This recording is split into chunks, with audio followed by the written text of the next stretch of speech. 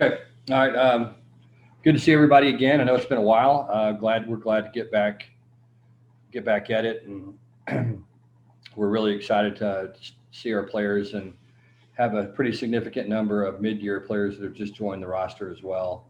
That it's good to get around those guys and get to know them and have a chance to spend some time with them. So today was, it's funny. National Signing Day is usually such a big deal. The focus obviously has changed, for most programs from February to the December signing, and we're no different.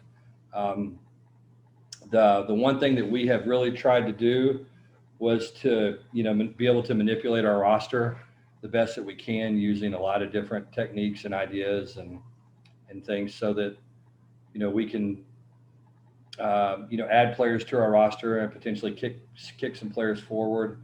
The best example of that was Chris Nagar really counts against this year's signing class, but played for us last year, but obviously had a significant role in us winning some football games last year. So there's a lot of different things that we can do to try to make our team as competitive as we possibly can and add depth and quality players to our program. And there's a lot of roster management and time spent talking about different ways to do that and try to maximize opportunities for players. And we've talked about this at length, but continue to try to improve our roster. And that's something that's really an everyday job. The one thing that I think every single program in the country is trying to do, and we're no different, is really improve the bottom third of the roster, where those guys that are young guys or guys that you're waiting on to develop in your program, you're just bringing in better players year after year after year, where hopefully the high school kids you recruit and sign, they're not waiting 2 or 3 years to get on the field. They're good enough where they can have an opportunity to get on the field right now and push players for playing time. And we saw that happen with several positions last year. I would expect it to happen with several positions, that we signed this year, in particular December, and then obviously with the transfers that are coming in right now. So we're excited about the group. We should have some really intense battles, through the semester and as we get into spring football for starting positions, and that's what you want to see. You want to see competition and it just makes everybody better in your program. So really like these guys that we've added, obviously, and excited about working with them. All right, we're going to go ahead and open up for questions. Just as a reminder, keep your hand raised if you have a question, and if you are done with your questions, go ahead and put your hand down. So we will take our first question from Sam Blum. Hey, Sonny. I wanted to ask you about two questions, I guess. One about the quarterback situation with Brendan Tanner and how you kind of view that. Do you look at that as basically like an open competition maybe? And then on the 3 tight ends that you brought in, just kind of how you maybe see that whole competition maybe playing out. Yeah, I think, the funny thing about us is, really, honestly, it's and people say this all the time, but I think it's really particularly true in our program is, every single job, there's a battle. Really, and the quarterback situation always gets more attention paid to it, obviously, because, the nature of that position where, most of the time you're only going to play one of those players. And it's such an important role in your program, but really, that's kind of the way that it works for every single position. And, you have players every year that emerge that you don't really expect to do things or to play much. And they just practice better and they get an opportunity in a game and they perform at a higher level. And, you look at Ulysses Bentley last year for us was kind of in that boat where, we didn't really know what we were going to get out of Ulysses coming into the season. We felt like he had a chance to be a good player, but, ended up being a freshman All-American. And what he did is he just competed and, got a little bit more of an opportunity when TJ, got injured and made the most of that opportunity. So, it's good to have depth at quarterback. We feel good really about 4 or 5, 6 guys at that position. It's crazy when the semester ended in December and our season ended, we had 0 scholarship quarterbacks. And now, obviously that's changed. And so, we have some players that, I think have a tremendous amount of potential. We returned some guys in our program that, Derek Green especially, just, I think Derek is much improved and he's excited about being able to compete for that job. So, I don't think any of us have any preconceived notions, honestly. We're going to roll the ball out and see how it goes. But I know the group is very talented. I know that they've been very successful as a group. You look at the record of those quarterbacks at their high schools, it's pretty impressive. And, they're winners. They know how to give you a chance to win football games. And so anyway, I'm looking forward to the competition and seeing how it plays out. And as I said, we don't really have any preconceived notions at all. Who's going to end up being the starting quarterback? Could be any number of 3 or 4 guys. And what was the second part? Tight ends. Oh, tight ends. Okay. Tight ends. Obviously we lose Kylan Granson, who's been a really good football player for us and very productive. And what we did is we saw some opportunities with some players that we got to know very well through recruiting. Nolan was somebody that we recruited and felt like we had an opportunity to get the first time. He's a very, very, very good football player. Simon's kind of in the same boat. When we recruited him, he ended up going to Texas Tech. And so when those guys were in the portal, we knew them.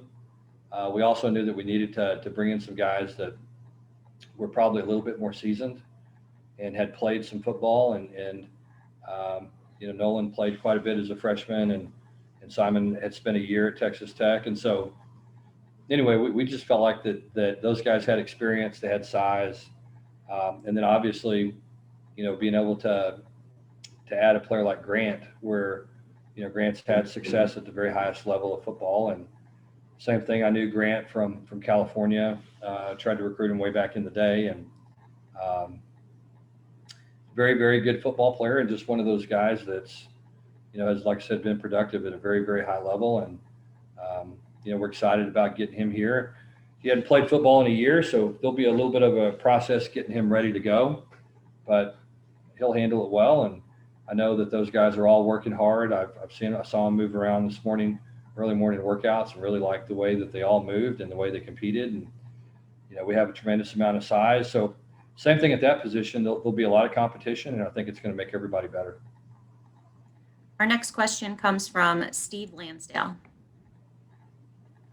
Yeah, Sonny, just to follow up on the quarterbacks, obviously you had a very highly touted freshman in Preston Stone, but when you add guys like Tanner Mordecai or we also see John Cedar here, does the teaching process differ for you and Coach Riley when you deal with guys who've had a couple of years of college experience?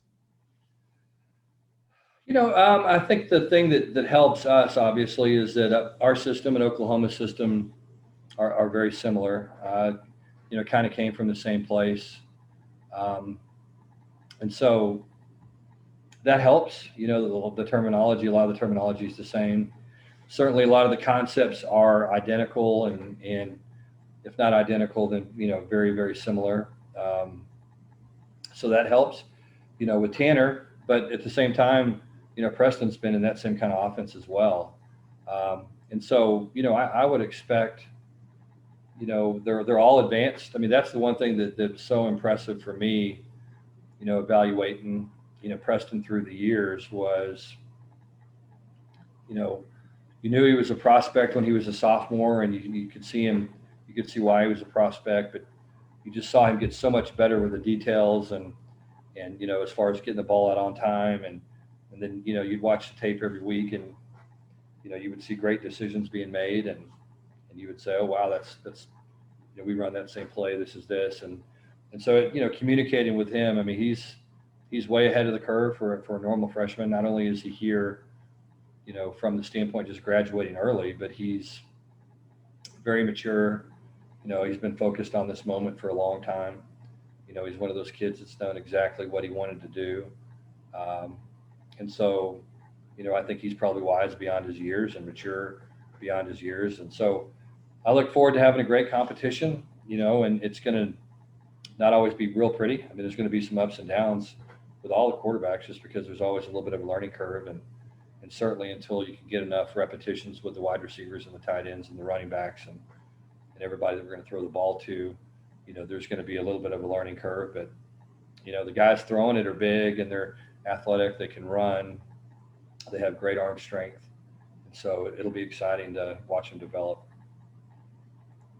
Our next question goes to Damon Sales. Hey, Sonny, quick two-parter for you.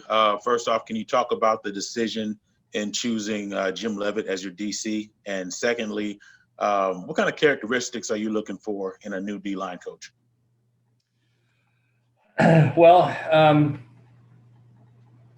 yeah, I mean, Jim's one of those guys, honestly, that I've known for a long time, just known him personally. And he's kind of part of that defensive coaching tree that I'm familiar with. Bob Stoops to Mark Stoops to Mike to that whole group, to Brent Venables to, a lot of those guys that have been really, really good coaches. Bob and Jim were co-coordinators for Bill Snyder at Kansas State many years ago. And so, I knew him by reputation, obviously watched him build the program at South Florida and the success that they had. I mean, it was really pretty remarkable. I think they got as highly ranked as number 2 in the country at one point, from really beginning the program, from starting from scratch to taking them to number 2. It's a pretty remarkable rise. And so I knew of him from a reputation standpoint, got to know him just through, hi, how you doing? Again, with the coaching tree that I was familiar with defensively. We met at an event years ago, kind of became buddies. Then I was in the Bay Area at Cal, and he was in the Bay Area at the 49ers. And they had a lot of success. That defense with Vic Fangio as the coordinator there at San Francisco was one of the best in the NFL. They went to the Super Bowl, and so had a chance to see what they were doing. Tried to hire him then, tried to hire him several other times, just, as I kind of bounced around and as opportunities presented themselves. And so, when Kevin left, it was the first name I thought of, and it just never worked to be able to hire him in the past, and it worked this time. And the thing I like about Jim is, he knows a lot of football. He's obviously has a lot of experience. You just look at the programs he's been at, he's been a winner everywhere he's ever been. The defense has gotten significantly better anytime he takes over, but the entire program is just won. He's just been around winning football. He knows what it takes to figure out how to win football games, and has a tremendous track record doing that. It's sometimes you think, he's a little bit older, 63, 64. And, you think as somebody ages, they're, you lose a little bit of their zest to coach and zest for life and all that. And I think it's probably just the opposite with Jim. He's just one of those guys that has tremendous energy. It's infectious. It's infectious with our coaching staff. Same with the players. I think the players have loved the opportunity to be around him. I think they obviously see his resume and they're excited about, the success he's had in the past. And I think that they, once they get around him and spend some time with him, I think they really, really like him. And so it's been fun to watch him, come in with our coaches and get to know those guys. And, I've got a lot of feedback from our current coaching staff, just how much they like him and how much fun they think it's going to be working with him. And I've heard the same thing from him, talking about our current coaches and young coaches on our staff, GAs, QCs, analysts, all those guys, I think, feel really good about the hire. And I'm excited about it. Again, he's got a great perspective and a very valuable perspective. So, I'm excited to see when it comes to hiring a defensive coach. I think you're always, if you could find somebody that has some familiarity with the defensive coordinator that you've hired, I think that's always something that makes the transition a little bit easier. And so, that's one of the things that we looked for initially. At the end of the day, you want to hire the best person. And it's the same thing. I mean, I'm looking for somebody who, is going to be high energy with the players, somebody that can recruit. There's a lot of motivation goes into coaching the defensive line. That's one of those positions where, you have to be a great communicator. You have to be a really, really good motivator. And so that's going to be important. Recruiting is always vital at that position. Someone who hustles in recruiting and somebody who, again, can build relationships. And so I'm always looking for like a dynamic personality at that spot and somebody who can, make those defensive linemen better. I think we'll have a hire, I think, quickly, and it'll be somebody who I think fits all those characteristics. Our next question comes from Billy Embody. Hey, Sonny. I know 2021 was built on a lot of long-standing relationships and things like that, but it was also built during a dead period with this pandemic. How are you guys approaching 2022? Are you guys, looking at it conservatively? Are you guys going to mine the portal like you guys have in the past? I mean, what's kind of the approach right now? Well, I think, I think there's some unique opportunities on both sides of it. As we've talked about, kind of ad nauseum, really, being at SMU, we have opportunities to recruit DFW kids that leave and want to come home. So there's always, I think, going to be that, possibility for us. That's one of, I think, the strengths of our program is that, we're in a city that has great high school football where people love to live. And oftentimes they go someplace and it's not what they thought it was going to be for a variety of reasons. And they want to come home and we're a fantastic option. And look, as guys mature, the academic strengths of SMU are also very appealing to a number of these young men. And so, there's a lot of factors that go into that. But at the same time, if you start looking around college football and you say, okay, there's 12, or there's 10 Big 12 teams, all right?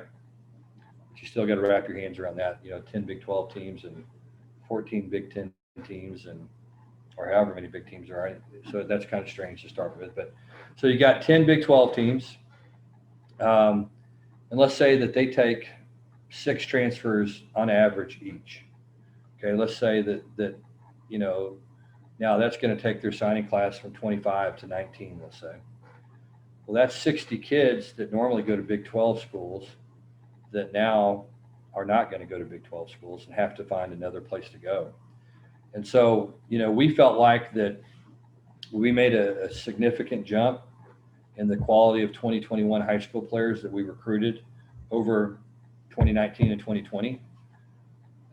And I feel like the same jump will be made from 2021 to 2022, just because I think that you're going to see less and less kids sign with Big 12 or Power 5 or whatever you want to call it, schools, because I think so many of those schools now are adopting our philosophy of taking transfers. And so when you start factoring that in, then all of a sudden the quality of high school player that you can recruit is better. And we felt like, we feel like we recruit against Big 12 schools anyway.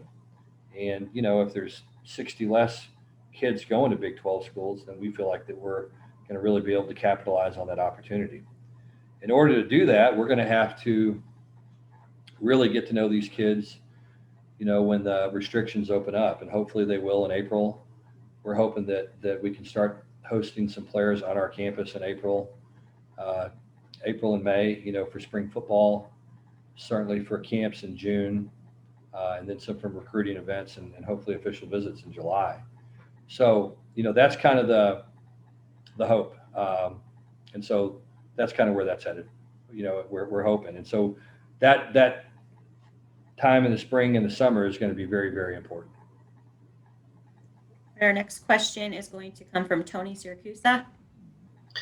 Hey, Coach, this is a little bit of a follow-up on that with regards to your use of the transfer portal. Next year, for next year's class, the overall scholarship limits are scheduled to go back down to the regular numbers. Did that impact who you took from the transfer portal based on maybe how many years of eligibility they had left? And how does that work in you, as the word you use, manipulating your roster and your numbers? How does that work going forward? Well, I mean, it's weird. Basically, what you do is you take all the seniors you had on last year's team, and they're seniors again on this year's team. And then you take all the juniors you had on last year's team, and they're juniors on this year's team, and kind of apply it all the way down the road. So, and then the good thing is those seniors don't really count in your 85 total. So those guys are free. Those players that have graduated. And so, there is an interesting, dynamic when it comes to that. Because what you have is the seniors that were supposed to have gone on and left this year. Well, they're going to be seniors again next year, and you have the juniors that are going to be juniors again next year. And so what you have, though, is you've got to do some planning, obviously, and make sure that you don't sign too many players and that you have a number of the roster turnover that you need to have. Because what ends up happening is those juniors, they're juniors eligibility wise, but most of those guys are going to graduate by the time that they go into their senior year, especially with that extra year of eligibility. So, that creates all kinds of opportunities for the players to grad transfer if they want to, if they're not playing, or looking for a different opportunity. And same thing, it creates opportunities for us to be able to bring in new players once they graduate. And so, I think that this year's roster management is not going to be that big of a deal, but I think next year's is going to be very, very important. Again, when it comes to how you're dealing with that group and how many of them are going to elect to stay and move on, and just how do you handle, all that uncertainty with your players. And so what you have to do is you just have to keep recruiting, good recruiting classes, and make sure you bring in the right guys and balance your roster. And, we feel like ours is going to be very balanced and going to be in a good spot. Next question goes to Kevin Reynolds. Hey, Sonny, I just had a quick question. With Randall Joyner leaving and Jim Leavitt not necessarily having that strong connection to Dallas on paper, at least, who is the guy for you that kind of pops up as the guy who can really recruit Dallas and connect with Dallas on the defensive side of the ball now in his absence? Well, I mean, obviously, Trey Haverty and Trey played high school football here and played at Texas Tech and has been recruiting Dallas for probably going on 15 years now. And so Trey's got a great relationship with these high school coaches. And so our new D-line hire will probably assume part of this, Dallas recruiting, depending on who we end up hiring. And so there is, Randall did a really good job. But the good thing is, we've got tons of coaches that have experience recruiting Dallas. And so, with long-lasting relationships, Kevin Curtis has been doing it for years. Obviously Rashad Samples has really proven to be a good recruiter. But on the defensive side of the ball, Kevin and Trey have spent years and years and years in this area. So they've got good relationships. They know high school coaches, and those guys will do a fantastic job for us. We'll take our next question from Mike Leslie. Hey, Coach, just big picture amid 2020 and COVID and everything that has kind of hamstrung what you guys are trying to do from a recruiting perspective. What would you say has been the most tangible difference over the last year trying to recruit as compared to what a normal year would look like? Well, the big thing is, recruiting is 100% about relationships and trust. And, and it's one thing to tell somebody something, and it's a completely different thing for them to come to your campus and to see it, and then also be able to hear it from your players, and so, that's the one thing that we've really benefited from is, our players really like going to school here, and they have a great experience going to school here and playing football here. And so in the past, when we brought, potential student athletes on campus, our players have really done a fantastic job of recruiting them and their parents. They get here and, our student athletes are happy and they can tell, and, and the good thing about it is they're going to tell kids the truth. I mean, there are colleges all over the country where the student athletes tell recruits, hey, don't come to this school. Happens all the time, many different places. And fortunately, I don't think that happens much here. our guys, have really liked going to school here. They have a great experience, and they have a great experience playing football. And so that's the biggest thing, just be able to spend time with those players, being able to host them to our practices so they can see, how we coach and how we teach and what it's like to be a student athlete here. And then again, just to be able to spend time and around the coaches and the players, and same thing with the parents, just to be able to get that comfort level where you really begin to trust the coaches and you can see the culture of our program. I think that's a big selling point for high school kids. It's just the way we run our program and the culture of it all. And certainly resonates with kids and their parents. And so that's, when you start talking about 2022, normally these kids have been on our campus for years and years and years. Well, these guys have missed a whole opportunity for really a year now to get on our campus. And so it'll be probably an 18-month void where, somebody might have come 5, 10, 15 times to practice or to recruiting events or whatever, basketball games or whatever the case may be, football games in the fall, that they haven't had an opportunity to get on campus. So I think the relationship part of it is probably going to suffer the most.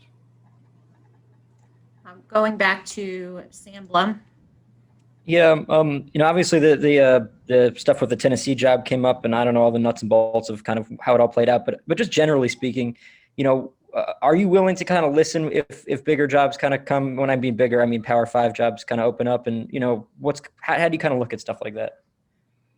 Yeah, I mean, look, when you have success, when you have good players and good coaches, and you're fortunate enough to win some games, those kind of opportunities present themselves. And it's like anything else. You talk to people.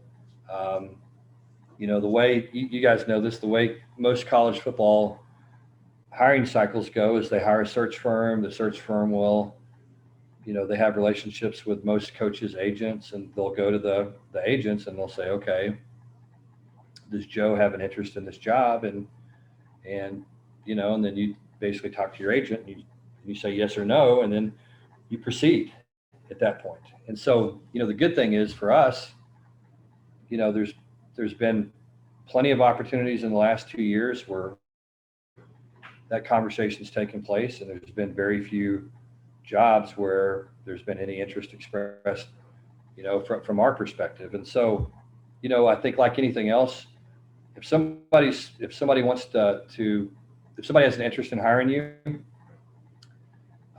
especially if somebody there, for me, it's always about relationships. And, if you happen to know an athletic director somewhere, or if you happen to know a president someplace, or you happen to know an assistant athletic director, then sometimes, to me, those types of relationships are much more important than logos.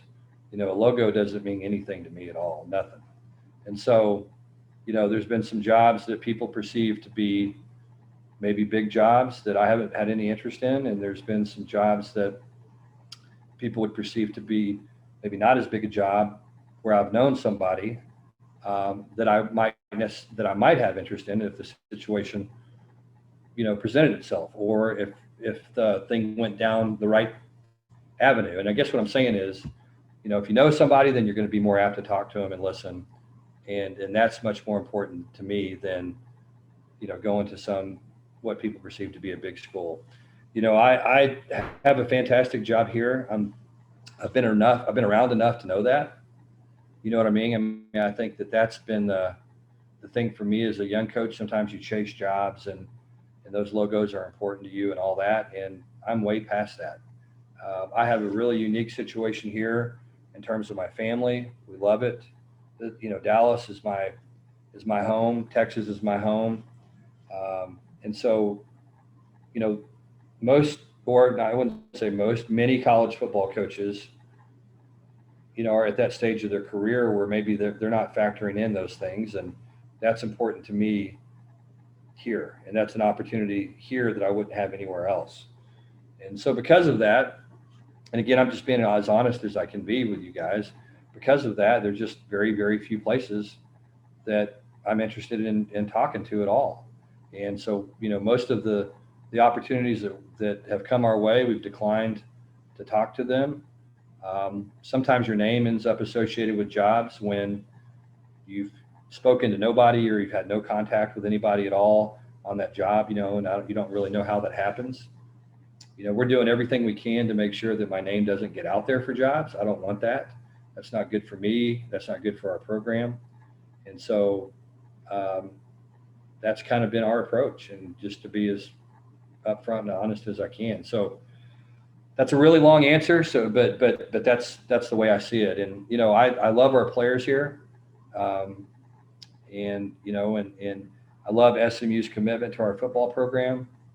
I love the vision that we have all the way down from Dr. Turner to Rick and from our donors. And so, this is a very, very good job, and I'm very fortunate to be here, and I know that.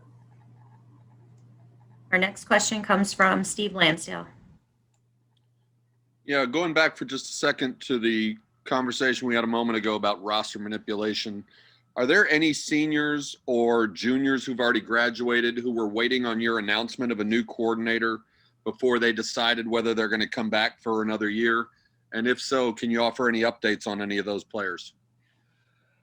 It's not that I'm aware of. I think that there are always players that,